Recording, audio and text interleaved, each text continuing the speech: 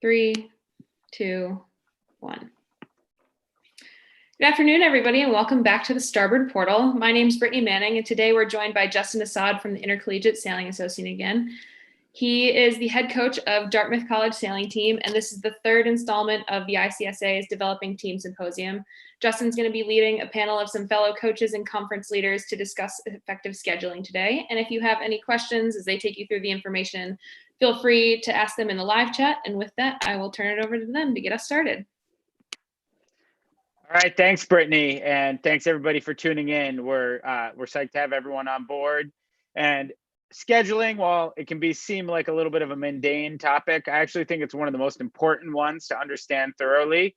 And it's truly a tool, a development tool for your team. If you can understand what level you should be playing at and what level you want to get to, and what the teams around you in your conference and around the country are doing, that helps you establish a schedule that's going to help your team get better and help your players develop more consistently. And in particular, I think for our teams at home that are not led by full-time coaches, who are student-led student leaders leading the teams, this knowledge is really difficult to pass down year to year and to understand the holistic picture. And that's our real goal with all the panelists today, is to help our student leaders and some of our younger coaches or less experienced coaches understand how we can use that schedule as a development path for our team and our sailors. So that being said, I want to go ahead and introduce our panel, and we'll start with Brian. Hey everyone, I'm Brian Toblemann. I'm a graduate from University of Wisconsin Sailing Team, coached at the University of Michigan for about 3 years, and I'm currently the commissioner for Midwest College Sailing. Great, thank you, Brian. On to Dan Thompson. Hi everyone, my name's Dan Thompson. I'm currently the assistant coach at Cornell University and the scheduler for the Mesa conference. I'm a graduate of Hobart College, and I coached there for 9 years, and I've been at Cornell for 3. Great, thanks, Dan. And now Frank. Hi everybody, my name's Frank Pizzo. I've been coaching at Bowdoin College in Maine for 12 years now. Before that, I had a short stint coaching at Columbia University, and I sailed for Bowdoin as well. And I have been the NEISA scheduler. I just turned that over this past winter, but I had done that for 5 or 6 years. So. And I'm Justin Assad. I'm going to be moderating the panel today. And I actually did the scheduling position for New England as well from 2006 through 2014. I don't know if that's 8 or 9 years or so. And I got into it because I wanted to see how every team in New England is scheduling and how coaches are manipulating that schedule to get the events that best fit them and where priorities lie. So that's what got me into it, as well as I don't mind getting 300 emails an afternoon. So on to our next topic here. This is a look at what our general conference schedules look like. If you go around, I think we got New England here. This is the Pacific Coast here. This is ICSA on the top right, Mesa in the middle here. I'm not sure who this is in the bottom. I think is that you guys, Brian, MCSA? Yeah, MCSA. MCSA, and then this one, I'm not sure about either. Oh, this is the ICSA conference schedule here. So that gives everybody an idea of kind of what the resources are and what they look like. They're complicated. They're all spreadsheets that are pretty complex and have a lot of info, but you can break it down by looking for a few of the most important items. Thank you, Justin. So every conference gets to make their own schedule. So all the conference schedules are a little bit different, and they're all different from the ICSA schedule, which can make it challenging going from region to region. But there's a few things you can find on every schedule that are really important. So all the schedules are organized by weekend, and that's competition weekend. That's the weekend that we're going to be competing. So you can find events that you want on any given weekend. In that same area, you're going to find some really important information as well, including drop deadlines, which are the deadlines that you have to withdraw from a regatta to not be penalized. And those are also different based on the host of the event, whether it's an ICSA event or a conference event, which makes it challenging. Some of the conferences label the different types of regattas you can find on the schedule by color. Some are done just by name. So you need to get familiar with the different schedules to find everything that you want. You'll also find the different types of boats that are being sailed, details about the regatta, number of divisions, whether all the divisions are on the water. And you'll also be able to find the alternates, schools that are waiting to get into the event or schools that have dropped. So it's worth taking the time to find the schedules, read them, see all the information that's there. There's a lot of really useful information if you take the time to figure out where it is on those different conference schedules. Yes, thank you, Dan. And I would just add that as you look at the New England schedule or even the ICSA schedule, there's often some history and some other helpful documents on there, how to schedule wisely, what the contact info is for every team in the conference, et cetera. So use those tabs at the bottom. Google Sheets has kind of revolutionized the ICSA organization, and you can use those tabs at the bottom to help you kind of learn a little more and figure out a little more of what it looks like.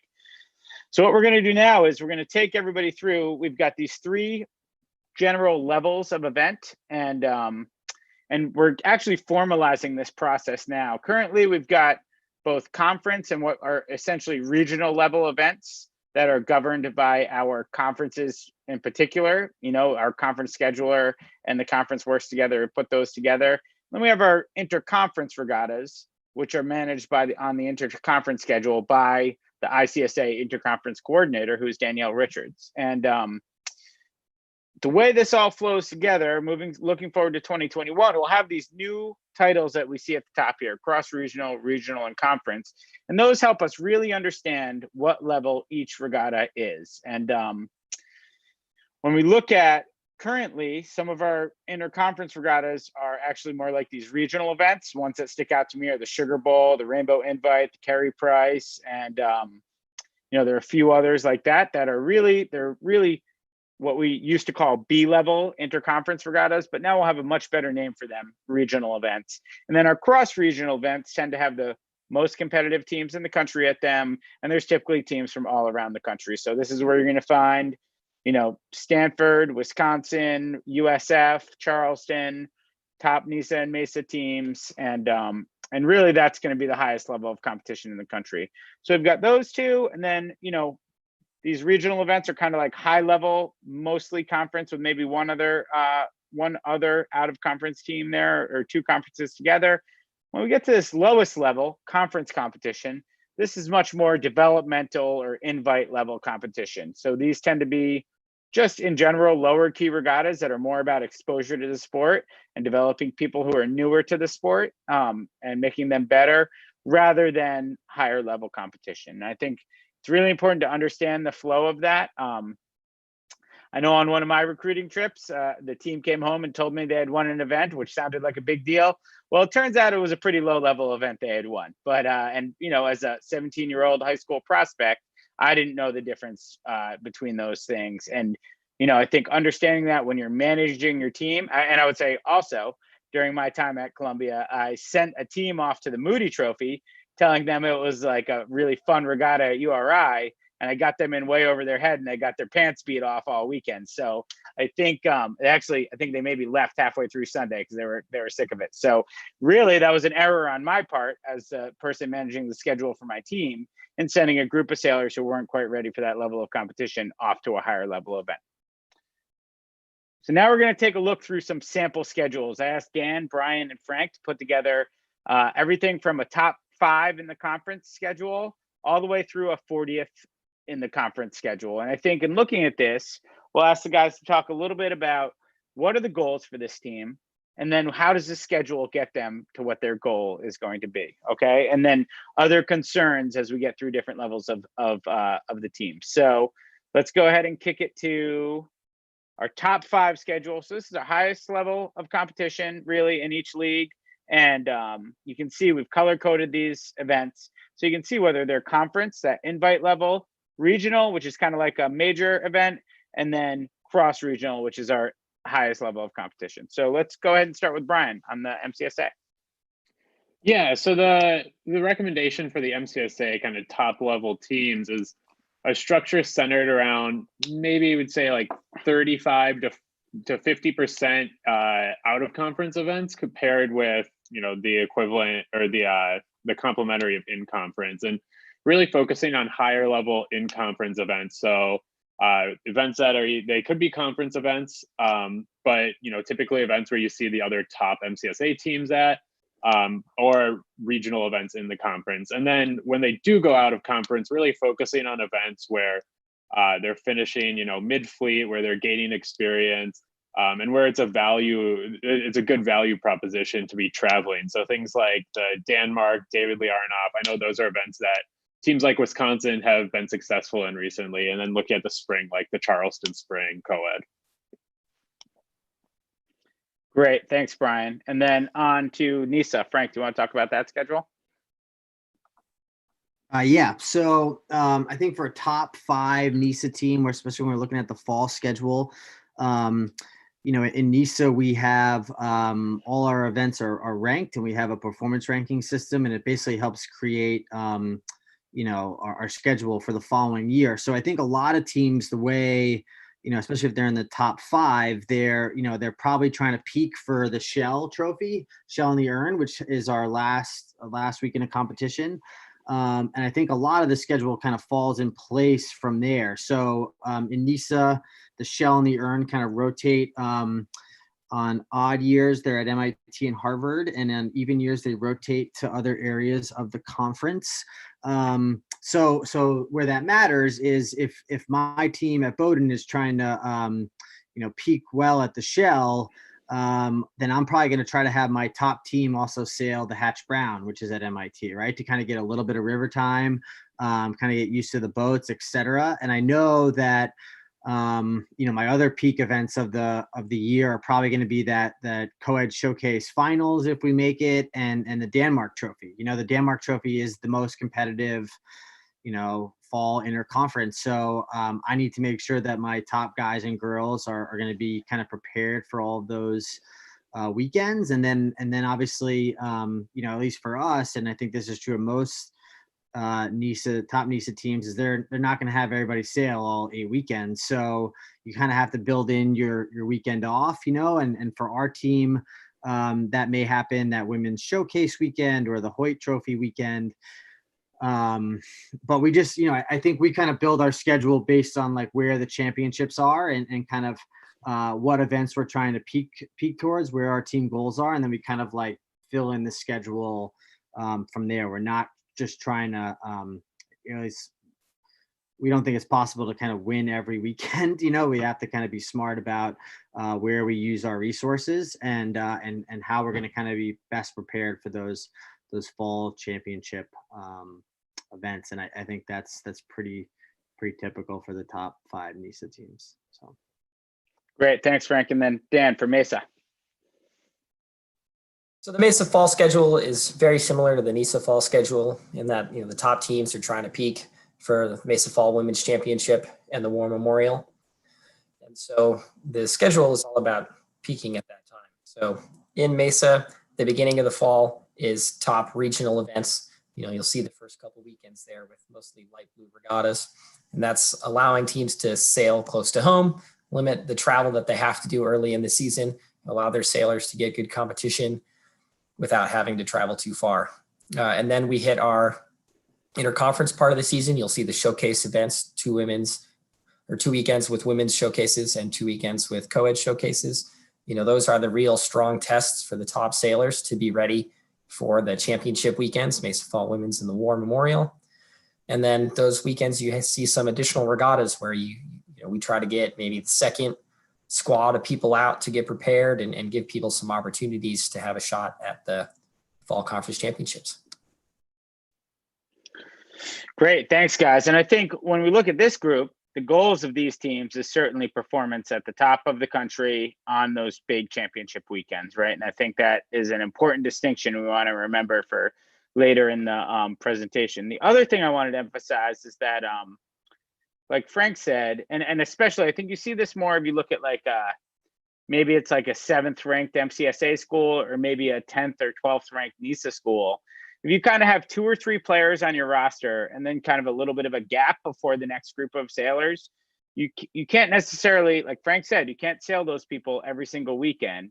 People need time off.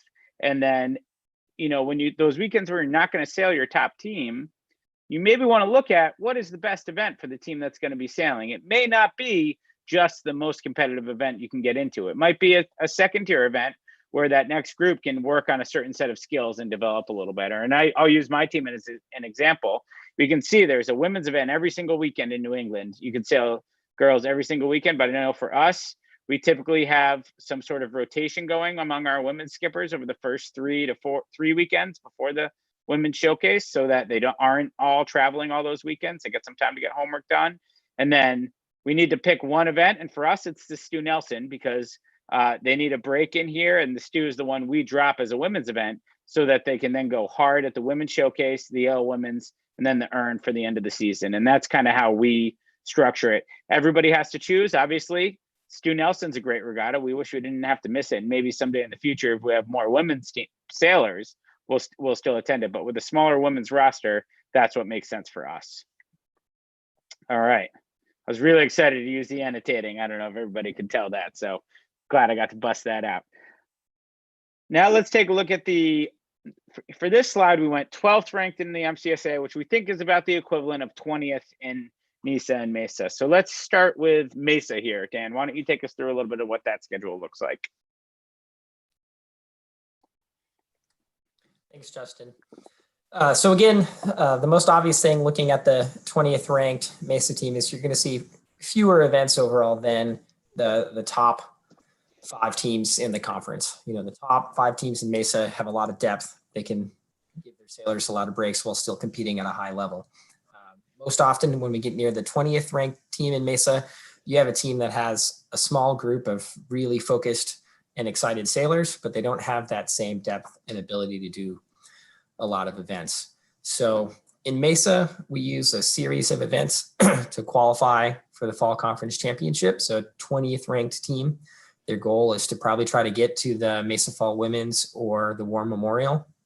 And to do that, they want to qualify for the loose regatta and have a good finish to move on. So the regattas that you see before that, the open regattas in red, are the events that they need to sail in Mesa to both get practice for their team and to do well enough to secure a spot in the loose regatta. The light blue regattas that you see in addition are sort of their real test events. So send their strongest sailors to those events, see how they do. Hopefully they're in like competition where they get a lot of variety of who they're sailing, where they're sailing in those races, and get good practice so that they're ready to perform at the highest level for them at the loose event at the end of the fall. Great, thanks, Dan. And then Brian, why don't you explain the MCSA look here for 12th ranked team? Yeah, so kind of like what Dan was saying, the 12th team in the MCSA typically consists more of, a few good sailors, but not a full team of maybe 18 or 20 sailors like you would see at Wisconsin. And so you see a little bit slimmer schedule just because kids can't be traveling every weekend, and typically more local events. So, the Emma Regatta is at Hope College in Michigan, really focusing on like maximizing their resources and traveling close in to get that experience with like ranked teams. And then you see a few, out of conference, typically regional events like the Catherine Hammond or, the Eckerd events. And those are really valuable events for these mid-ranked teams to go to, where they can be, mid-fleet successful and still gain some valuable experience. And the priority here is really, building up an experience and building up building up racing within a fleet, especially with typically new sailors and kind of acquiring them into the team. Great, thanks, Brian. And then Frank, looking to our 20th ranked NEISA schedule, what do you see there?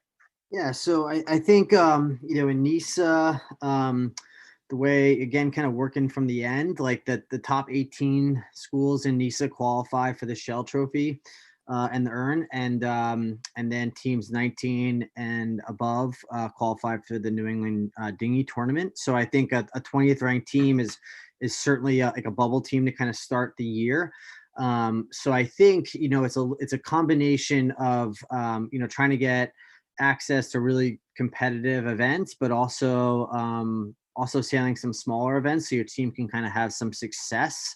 And I think this schedule kind of reflects that. So some of this is, there's 2 regattas a weekend for some of it. And I think that's, I think it's really a choice. Like a lot of schools don't necessarily go to the Penobscot Bay Open at Maine Maritime and the Mount Hope Invite at Roger Williams because they're pretty far apart in the conference, but I think both kind of offer pretty similar levels of competition.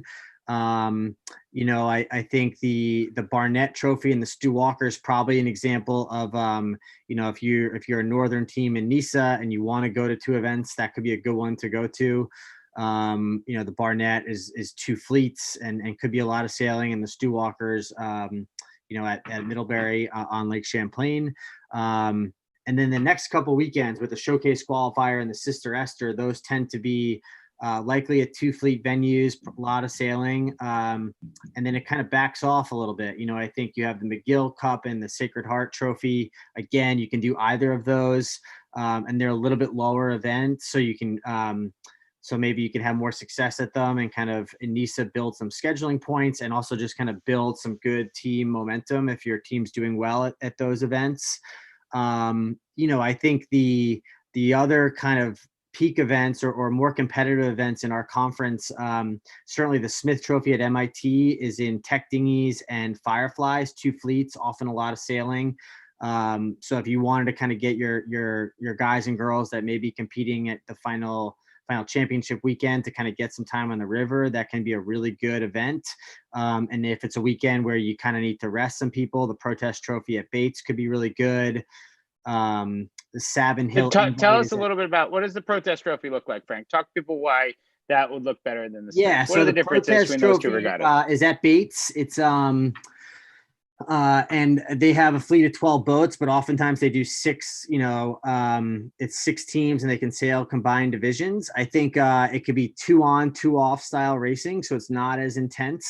I think it's just, in my experience, the schools that maybe don't host championships but host 1 regatta a year, they both try to make make it so that there's pretty good sailing on the water, but they're also really welcoming and try to make the regatta itself a lot of fun. And I think that's the case at Bates. It's maybe a little less super serious, but they want to make it worthwhile for everybody to go up to Auburn and Lewiston to kind of to sail that weekend. So it's just a different style of regatta. It's not better or worse than the Smith Trophy. It's just a different style event. And I think it's important to kind of be prepared for that. In NEISA, and I think a lot of places, if you're sailing at a 2 fleet venue, like at Savin Hill at BC, it tends to be a really windy spot. You're going to potentially do 10 races per day in each division.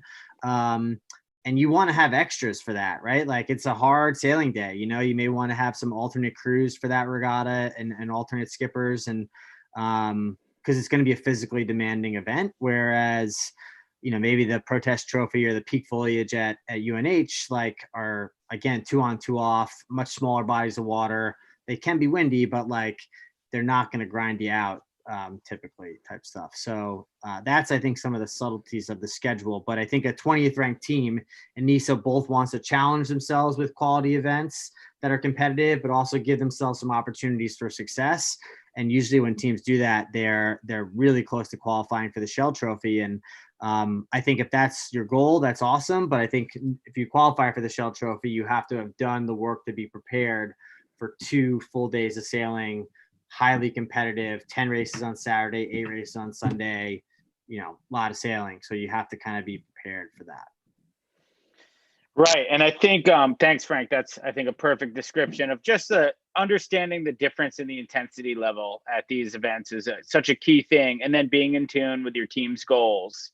And it's okay to say, listen, my team's goal isn't necessarily to make it to the Shell. If we can complete the New England Dinghy Tournament or the Loose Regatta, our kind of consolation championships in either of those 2 regions, we're psyched with that. That's a solid season for a team that maybe just started a couple years ago or just came back to life a couple years ago. So being in tune with what those goals for the team are really important. And I wanted to highlight one other thing, which is that on all these weekends here on the 20th ranked schedule, we're not talking about sailing both events for a 20th ranked team. We're talking about an either or scenario, depending on what level of intensity the team needs. And likely they're not going to the bluer of the two regattas on every single one of those weekends. Some of those weekends, they're going to play it smart and maybe go to the lower key event so that their team is, not burnt out and beat up after too many hard weekends. So, and then I think the last thing that I like about all three of these schedules that I want to highlight is that even for these teams that are ranked, lower in their conferences or about the middle of their conference, they're structured toward a season end pinnacle event, right? And I think if it's, New England, we're trying to make it to the Shell. If we don't make it to the Shell, we still treat that New England dinghy tournament like a championship regatta. And I know when I was coaching at UVM, my first year there, we're 2004, we were ranked 19th in New England, and for us, the New England Dinghy Tournament was our fall championship, and we treated it like that, even though we didn't make it to the more competitive event, the Shell, on the same weekend. So I think that's a really important thing. So I think our next slide gives me the opportunity to tell a fun story about when I was 13 years old, growing up sailing, and my dad didn't really have any sailing experience, so we were getting advised by other families at the yacht club where I grew up sailing, and they kept telling me I had to go to bigger laser events to get better. So I went to the Radial Atlantic Coast Championship, and that was at Weekapaug Yacht Club, which is in kind of like Southern Rhode Island. That was kind of what everyone was saying. Here's a big regatta that's close by. You got to go to see it just to see that level of competition. Well, on the first day, I'm pretty sure I forgot to put my plug in, and I sailed around in last place all day long. It was blowing like 25. I weighed 123 pounds, and it was rugged. And I'll tell you, 2 days of that really, beat up my psyche for the whole rest of that summer, my first summer when I was 13. And so that brings me to my next point here. We've all heard this, right? You got to get your butt kicked by the top teams to be able to compete with them. And it's not that there isn't some truth to that statement, but it's not the whole story. And I think what we want to communicate to everybody, and Frank did this when he started at Bowdoin. I've done it with the University of Vermont and also with Dartmouth. And I know Dan has seen it happen with plenty of Mesa teams, and Brian has seen it happen, and we'll hear about it later with some MCSA teams. The way to get to the top or to improve your level isn't necessarily to just get to the very best regattas you can and show up. That is an important step sometimes, and there is some value to that. But when I was in college, I remember so clearly Franny Charles, the MIT sailing master, sent this email to the whole ICSA, and this was his stat. And I figured he works at MIT. He's probably pretty good with numbers. If you're finishing in the 15 to 18 spot in more than 75% of the races at the regatta, you're not getting better at that regatta. Ultimately, you don't have the fundamentals yet to be competing at that level. Your starting is not where it needs to be. Your speed is not where it needs to be, or your boat handling, or maybe just reading the race course. In some aspect, we're not really at the level where we can actually learn and improve at that regatta yet. And that's where we need to look and step, hopefully with our new schedule, people can understand how those levels are broken up, and we can step back to the level below and say, okay, let's keep working here until we're ready. And it doesn't mean you never test yourself, but you want to be really careful about where and when you take those tests and how many resources you invest in them. And I think we see it sometimes, and I know I've lived it, where a team maybe from the middle of the country or from the West Coast spends a ton of resources to come out to an East Coast event, and they end up, winning one or two races on the weekend at a team race. That's ultimately, that team's probably not getting better at that regatta. And they'd be better off communicating with either Dan or myself or Frank, finding a team race event that's better structured to the level they're sailing at, and then going where they can be in the fight in most of the races on the weekend. And that's going to actually help them improve. As players continue to do that and continue to get better, they will eventually become ready for the top tier. And I would say that, the reason we show that conference schedule, that's kind of mirrored throughout our rosters, right? And if you look at any deeper team's roster, the middle of the team is kind of sailing those regional level, conference major level events. And as those players start to finish in the top 5 more consistently and be at the front of their division more consistently, we know they're ready to make the jump up to the interconference or cross regional level. They kind of develop that skill set and then make the jump. And I think that's a super important message for everyone in the country to hear, because I think that the fallback, the common if you're hanging around the yacht club bar and you heard people talking about it, they would be suggesting that you just have to sail the very best regattas you can as often as you get into them. And the truth is, I don't really think that's how it works. I know some of the other panelists have some thoughts on this. Yeah, and I think, you hit on another point, or just kind of skimmed it, of the structure of your team and sailor retention. And I think this really comes into play, especially for, newer and developing teams, that if you've got 4 new sailors on your team, you shouldn't be going to a top tier event. Because I've heard plenty of times from kind of developing teams where they're like, yeah, we had 4 new sailors in the fall. They went to their first event, were a mile behind the fleet in every race, and none of them ever showed up again. That, like, as team leaders, you have to take on that. You have to take that responsibility and have that foresight to say, if you're going to have new people, don't be sending a new sailor to Denmark. That's just a waste of your resources, but it's also not going to help with your sailor retention. Great. Yeah, thanks. And then especially when you add on to that, let's say you're a newer New England team and you're making the drive all the way to Charleston for a big event. So it's not just that you sailed around in 14th place or 17th place all weekend, but you invested 20 hours of highway time to do it. That's pretty tough. That's pretty tough for everyone involved. So Frank, I know, did you want to add something? You're on mute. Sorry. I was just going to say, I think sometimes the most challenging events to kind of figure out are the team race regattas, and how strong they can be, especially if you're coming out east. I think that's where a lot of the team race events are. And I think if you're kind of coming at a region or going at a region for regatta, it's not always obvious what level the event is going to be at. And I would say it's important to, you can talk to the schedulers to kind of have a good sense of what they think. But also I would look at where the conference championships are that year and then kind of see if there's any sort of overlap. So I know my first or second year coaching at Bowdoin, we signed up for the Admiral Moore at SUNY Maritime.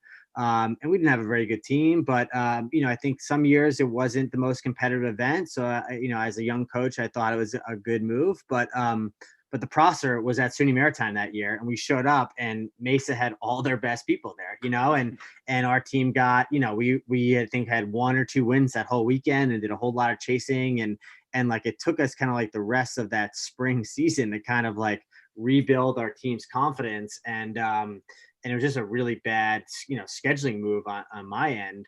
And if I had asked or kind of looked at other, like where the championships were, I would have had a much better sense of how competitive the event was, and I think that's really important in those team race regattas to kind of get a sense of like what you're kind of getting into before you kind of go and are just sailing 4, 5, 6 all weekend.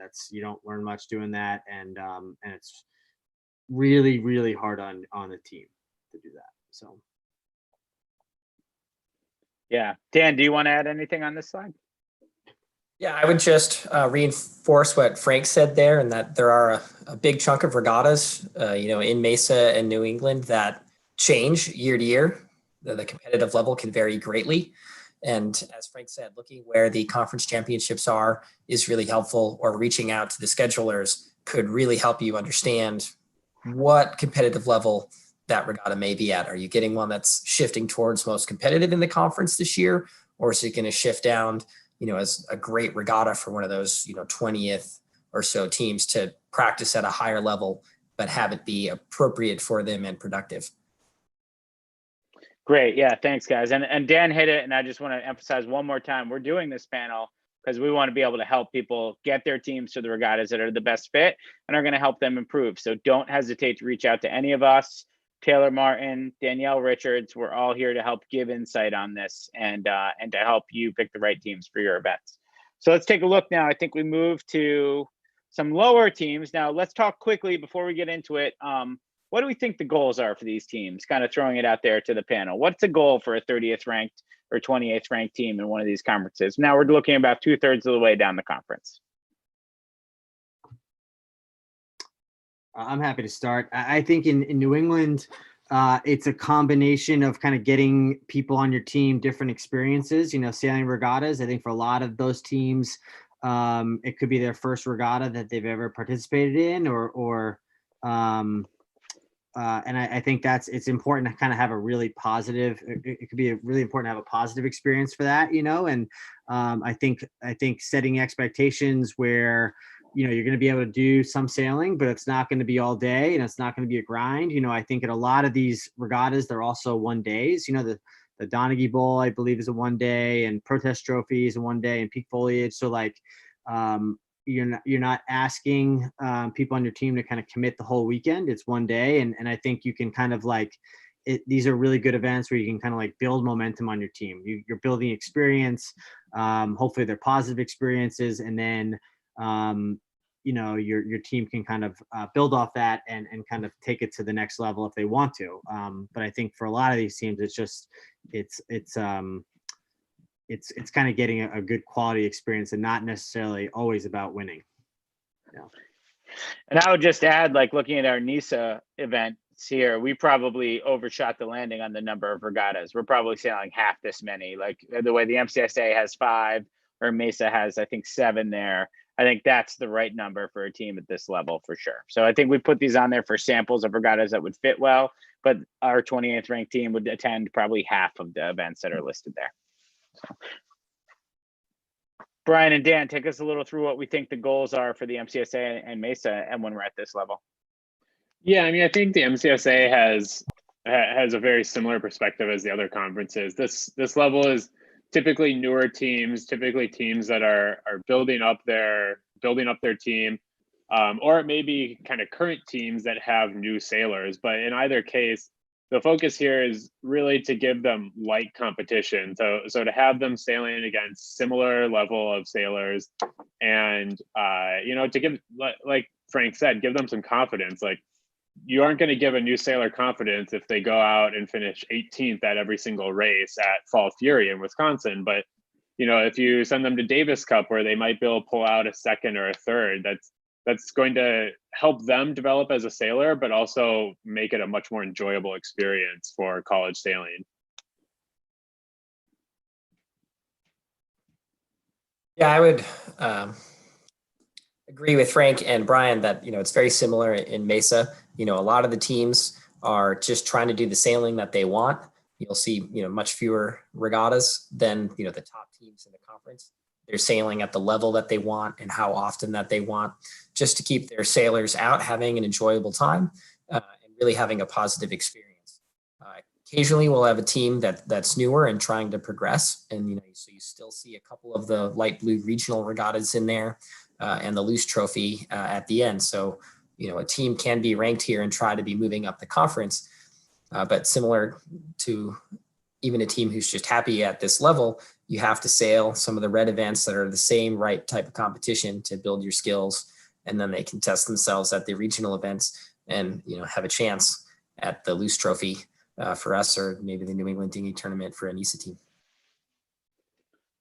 Great. Yeah. Thanks, guys. And I would just emphasize, I love how on the MCSA schedule, we have the Glior event, that's a big boat regatta that is a really fun event and can get kids hooked on sailing, especially on a newer team where maybe the institutional buy-in is a little lower initially. So I think it's kind of all about the focus when we look at these teams. And then the other key thing when we talk about this level in the next slide is we got to identify what's going to pull people away from campus. And then as a scheduling coordinator for your team, you need to be smart about how you put that together. So, if your team has a big fall, if your school has a big fall weekend break, not necessarily if you're ranked number 29 in New England, your sailors may not want to sail that weekend. They may want to go visit their girlfriend or boyfriend at another college because they haven't been able to see them all semester, or they, some schools have Easter as a major event for the school and nobody travels on that weekend from the school. I mean, big football games are a good example. And I think a key is in leading your team, you need to understand when it's time to push and time to go head to head, and when it's time to say, listen, if we just make people skip stuff they like on campus, they're just going to hate sailing, right? And question whether it's worth spending their time doing it. So maybe when you get down the stretch to a New England Dinghy tournament or a loose, you say, listen, this is our pinnacle event. I know it's Halloween weekend, which is super fun on campus, but if we're going to continue to improve as a team, we're going to try to attend this. But in the middle of the season, maybe we skip one of these events that's in the middle of the season because we know it's a really fun homecoming weekend on campus, and it's an important part of the experience for the student at that college. I think identifying that, talking to your team, and getting a sense of where the team's level of interest is helps manage the schedule in a way that's impactful and positive for everybody. And then I think the last thing that I would add on this slide, and we'll see it on the next slide too, is, and hopefully I'm speaking for Mesa and MCSA too, but I know in New England, you look at the Harvard invite, the Sacred Heart invite, and the Protest Trophy, and the Peak Foliage, and the Loader, and the Fairfield Cup, a lot of these regattas don't fill up early in the season. They kind of have open spaces all season long. And so if your team is a small team and you're not sure what kind of commitment you can make, you can plan to attend those regattas without actually signing up for them.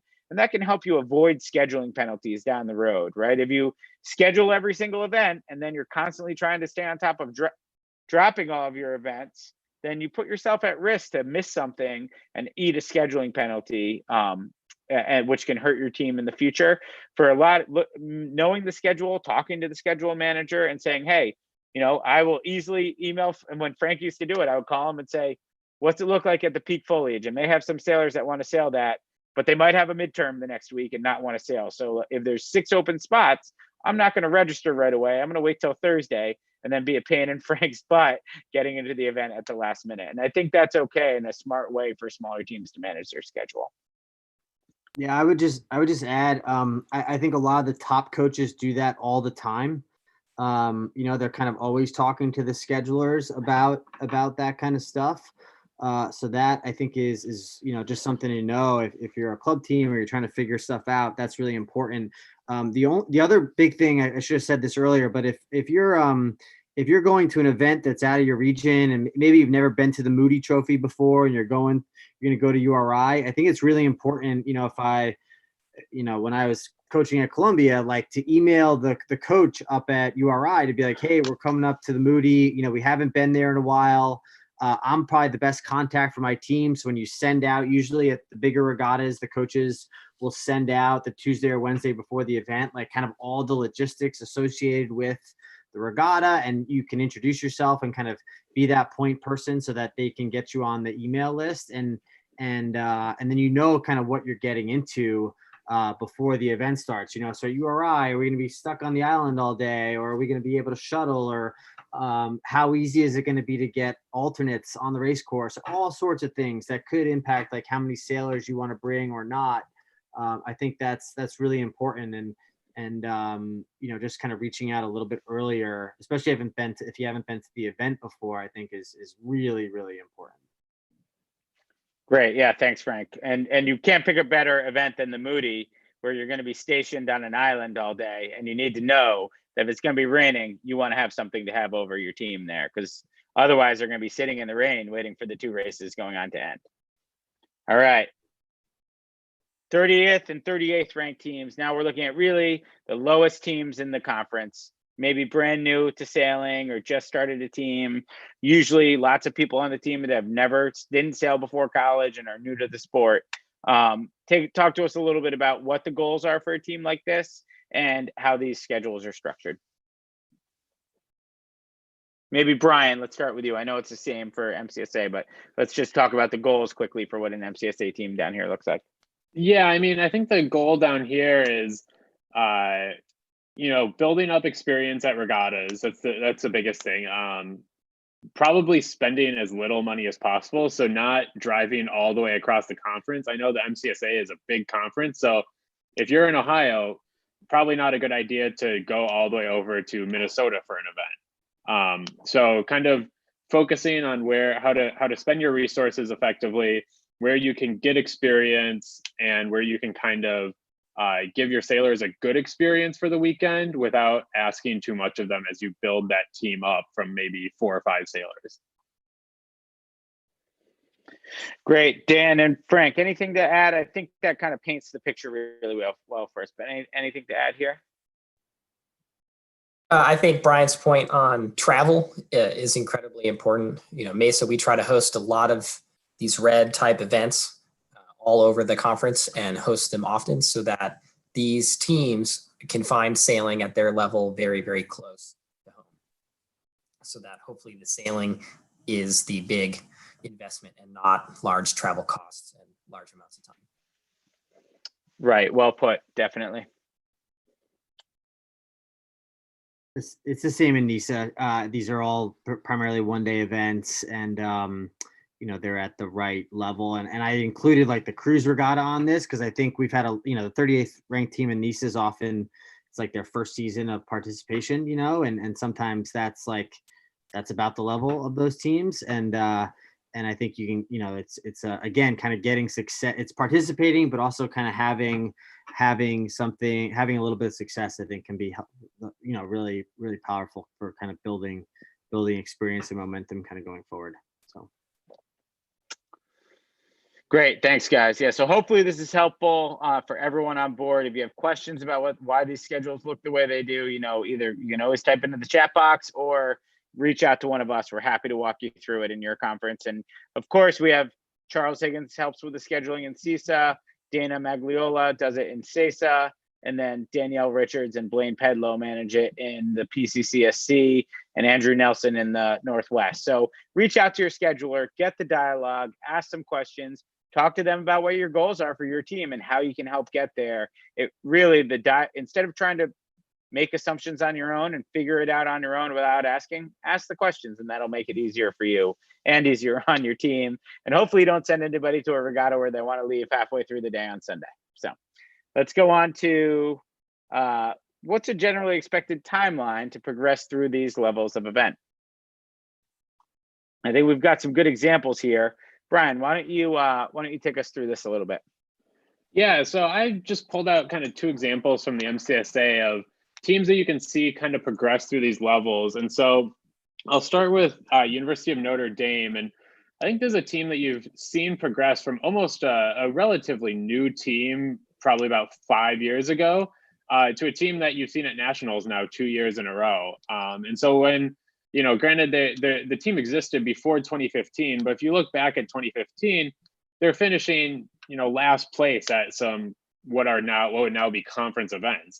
They were not excelling by any means in college sailing, but you saw them competing at a lot of what are now kind of conference events. So the Pierre Marquette you see on here, they hosted their own Notre Dame icebreaker, and they really focused on these level of events for probably the first 2 years and really waited until they were excelling at them. And so you see, by spring 2017, they still weren't qualifying for nationals, but they were finishing, second at their own icebreaker event. They were finishing, then if you go into fall of 2017, they were finishing second at the Buckeye Interconference. They were finishing third at the MCSA Fall Championship. So really waiting until, they're finishing in the top of those fleets at, the kind of mid-tier events. And then that's when you see in 2018, that's when they start to compete in Eckerd Interconference, where they finished 11th. That's the first year they qualified for nationals, and then that kind of continues into now they're finishing first at conference events. They're finishing fifth still again at co-ed championship and going to nationals. And so you can kind of see like the next obvious step for them is to then expand into kind of those regional or two conference events. But the other thing that you can see is this has allowed them to expand into team racing as well. So they've kind of hit the point where they're qualifying for nationals. They're finishing first in fleets in conference. So now they start to look at team racing, growing into that, and then also growing into out of conference events. And I think it's a really good example of like if in their first year and their second year they were going and expecting to qualify for nationals or going to Denmark, or frankly, even going to Eckerd in 2015, they probably would have been demoralized, and it wouldn't have progressed them to the point where they are now. Great, thanks, Brian. And then let's take a look at this slide. Yeah, so Illinois, I think, is in a pretty similar position, just maybe 2 to 3 years later. And so, I look back at 2017 where they're finishing last in events. They attended 2 events and they finished last in both of them.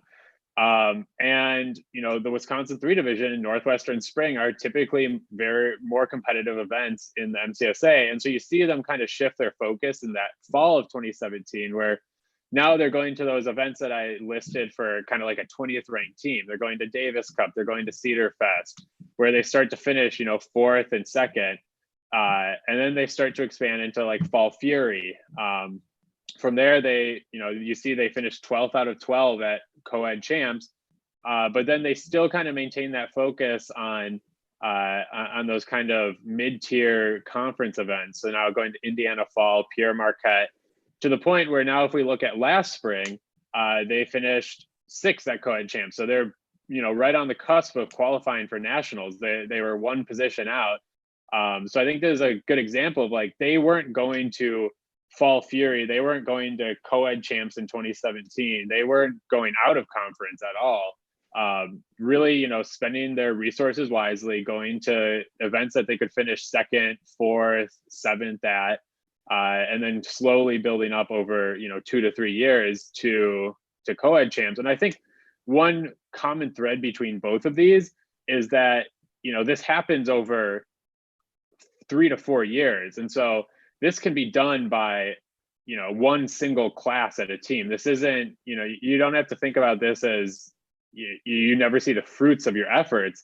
The sailors from Notre Dame that were finishing 9th at Pierre Marquette are also the ones that are now finishing or that are now going to nationals. So like it's feasible to kind of work, I would say, to winning nationals. You aren't going to be winning nationals in 4 years, but to work your team from kind of like last place at mid-tier conference events to all of a sudden finishing high, top 5 at your co-ed championship, that's reasonable for a team in the MCSA over the course of 4 years if you have good leadership and you work diligently at it, and like Justin said, spending your resources wisely, going to the right events.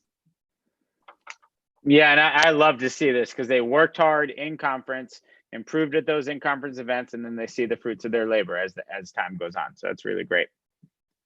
And then, now we're going to talk a little bit about what to do when you host events. And I know we probably have about 10 minutes left, guys. So Brian, why don't you kind of start us through this, and Dan and Frank, you guys kind of, chip in with other relevant info here.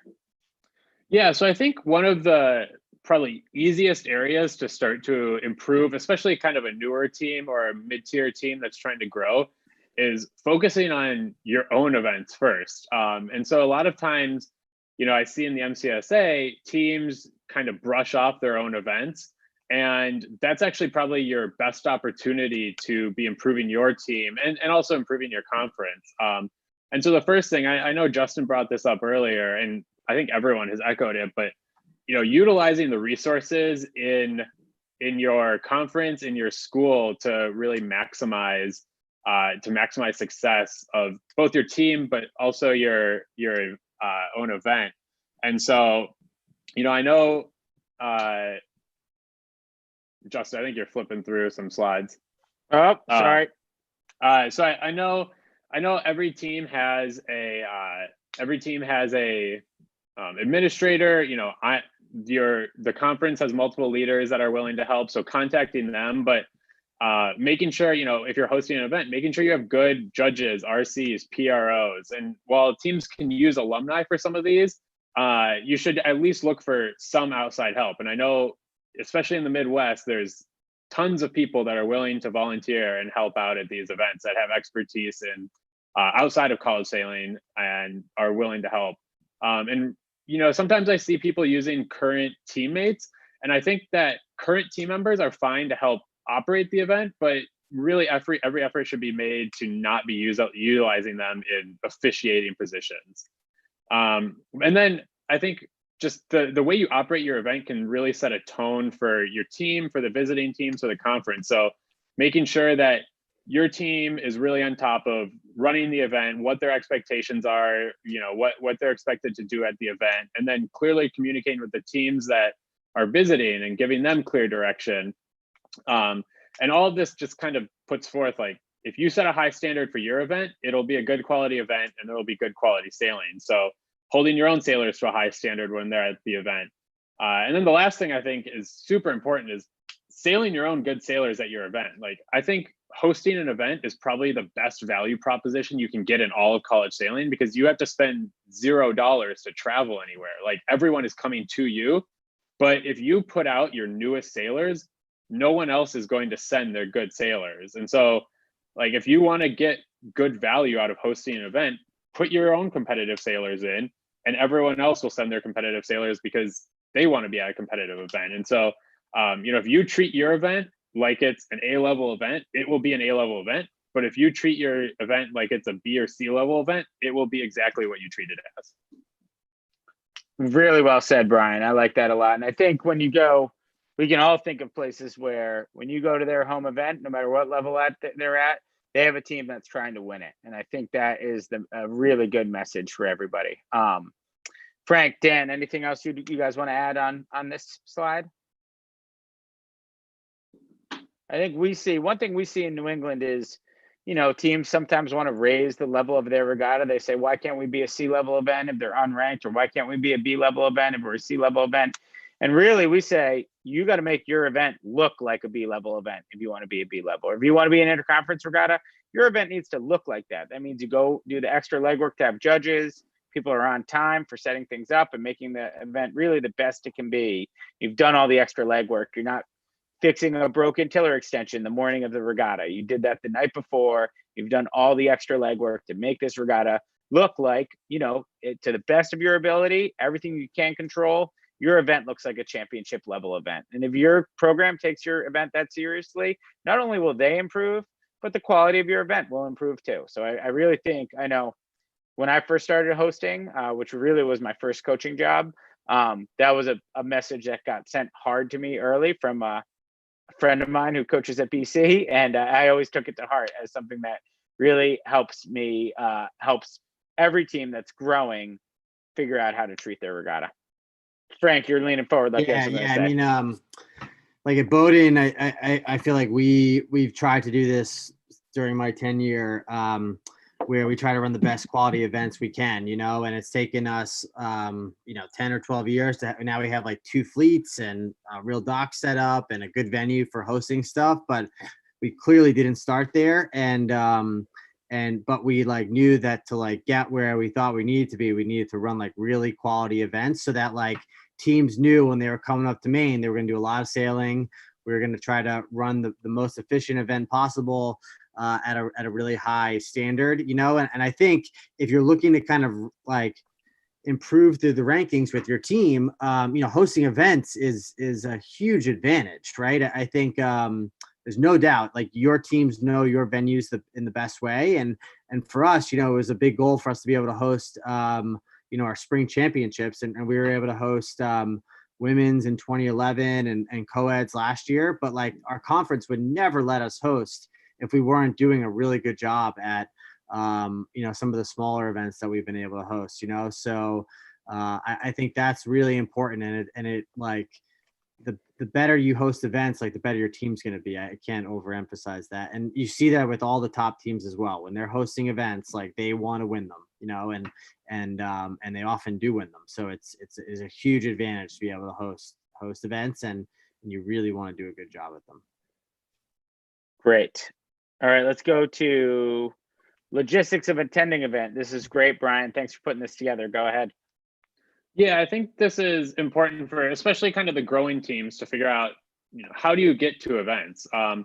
And so I just put a few things here to give people like a guideline of how do you properly plan to attend an event? Because I think, again, it kind of goes back to when you host an event. Like if you go into an event and you are very methodical and you aren't like worrying about locations or anything, then you can really focus on just sailing and sailing well at the event. So, I just put a few things here, like before you go, contacting your administrator and communicating that travel with your university. They may have suggestions. They may know of grants within the university that you can get to help fund it. They may have suggestions of like how to travel, where to stay. Typically administrators have gone through a lot of this before, and they are a wealth of information. And also, talking to your commissioner, talking to your scheduling coordinators, things like that. you are not the first person to your team is not the first team to do a lot of these things. And then probably one of the biggest things for growing teams is just physical transportation to events. And so I know a lot of teams typically drive. Some teams use personal cars. I don't think personal cars is the best solution, just because you're kind of at the whim of whoever is the owner, of vehicle issues, things like that. I know that a lot of bigger universities have fleets of vehicles. So like University of Michigan, University of Wisconsin, they have fleets of hundreds of cars you can rent for like $20 a day if you're an official club on the campus. And then even beyond that, some universities have like contract rates with rental car companies. I know like at Michigan, we have a contract with National Rental Car where you can rent cars for like $25 a day. You can get like a minivan for $30 a day. And they don't have the young driver fee. So if you're 18 years old, if you have like a freshman that has to drive, you can rent this car for $30 a day and all you do is pay for gas. And again, talking to your administrator, they'll know kind of all those pathways. And then again, just like treating this event like it's very important from, Friday or whenever you leave on. So don't leave campus at 10 o'clock for a 4-hour drive that you're going to arrive at midnight or something. Being very methodical. Like, this is a competitive sport. So you wouldn't see a football team like the University of Michigan football team leaving to go play at Ohio State at like 6 a.m. Like that's not how it works. And then again, like just making an itinerary, having locations and timing. Just if you can focus less on actually traveling and more on the event, then you will compete better. And then the last thing is just, beyond your administrator and beyond the scheduling coordinators in the conference, you can having a good contact with your alumni base and your families of team members can be hugely valuable, whether it's, they might provide housing if your university isn't providing hotels. They can feed you.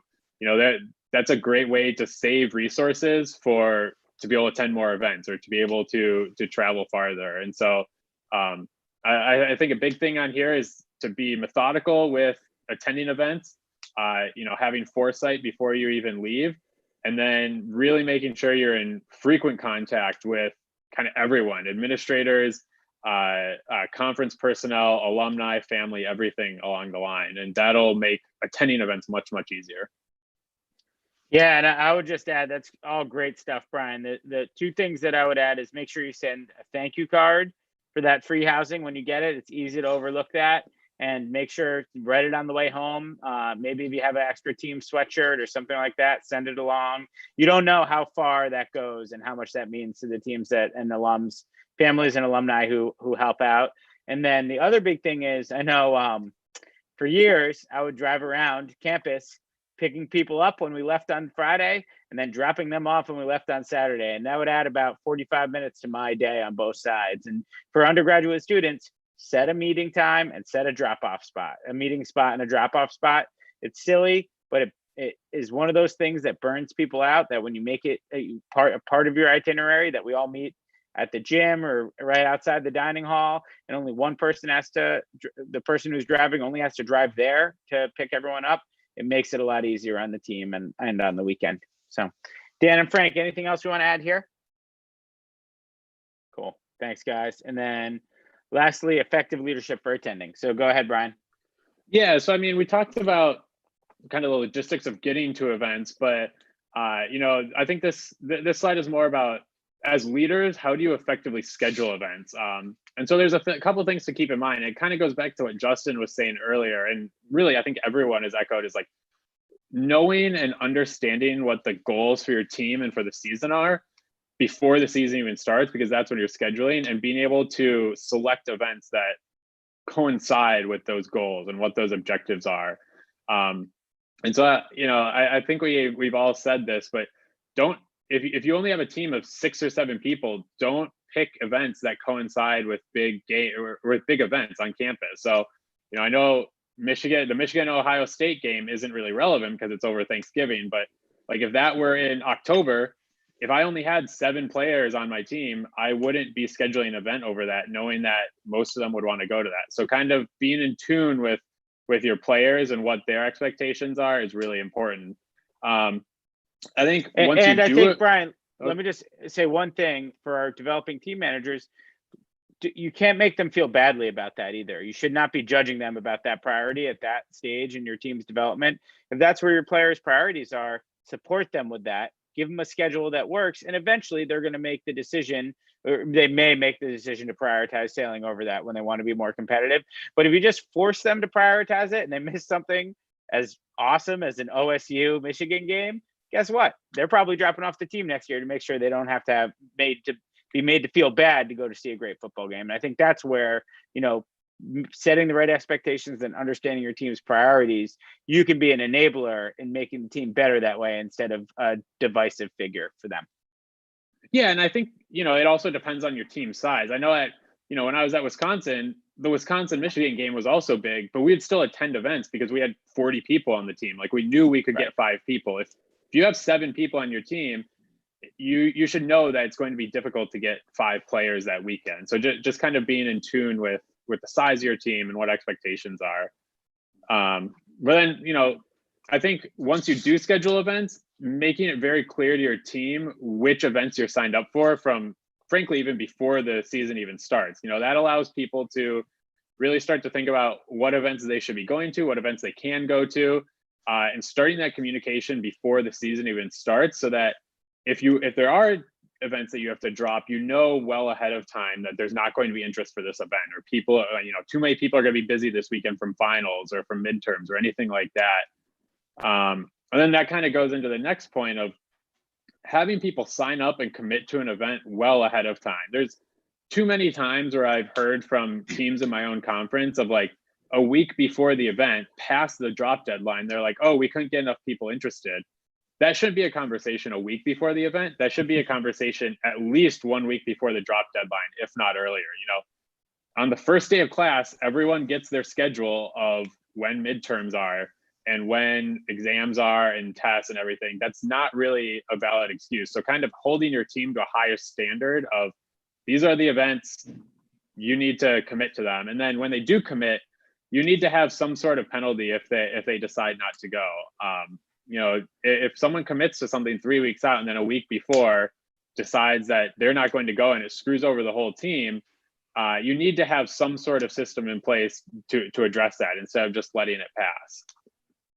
And then, kind of the last 2 things. So making sure that, you're signing up for enough events that everyone can attend, that everyone can compete at the level, but not signing up for so many events. So I think we saw this with like the NEISA, the 28th place NEISA team, that there's like 13 events. Obviously, like Justin said, that 28th place NEISA team is not attending 13 events over the course of the year. So kind of, again, being in tune with like, if you have 7 players on your team, you probably can't attend an event every single weekend. And if you have a bunch of new players on your team, you probably shouldn't be signing up for a bunch of regional and cross-regional events. So kind of structuring your schedule with the expectations of, how many people are on your team, what the level of experience is, what the kind of expertise is.